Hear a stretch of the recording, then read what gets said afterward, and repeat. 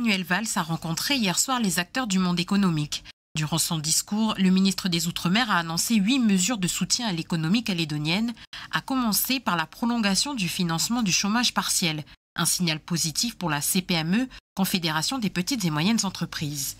Donc on a eu la bonne surprise pour le chômage partiel qui a été prorogé jusqu'au 30 juin.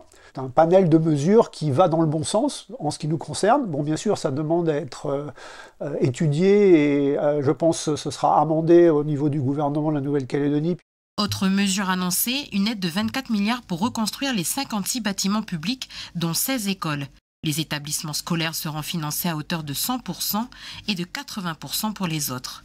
Manuel Valls a également annoncé une enveloppe supplémentaire d'1,8 milliard de francs pour le Fonds de solidarité aux entreprises, une aide au cas par cas mise en place au mois de juin l'année dernière. Elle est prolongée. Les entreprises ont jusqu'au 28 février pour la solliciter. Autre sujet abordé, les assurances.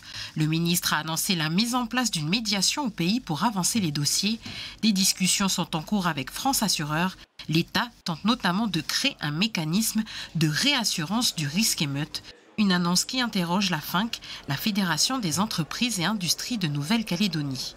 Mais c'est vrai aussi sur les assurances. Donc, il annonce un accompagnement inscrit au projet de loi de finances 2026. Mais qu'est-ce qui se passe en 2025 et qu'est-ce qui se passe en 2026? Parce que sans réponse sur la question des clauses émeutes, et ben effectivement, sur cette période-là, ça veut dire que rien ne se passera et donc là, ça serait dangereux.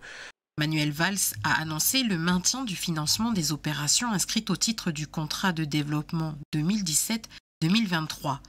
Autre mesure, la SOGEFOM, l'outil facilitant l'accès des petites et moyennes entreprises au crédit bancaire, reçoit une enveloppe supplémentaire de plus de 3 milliards de francs.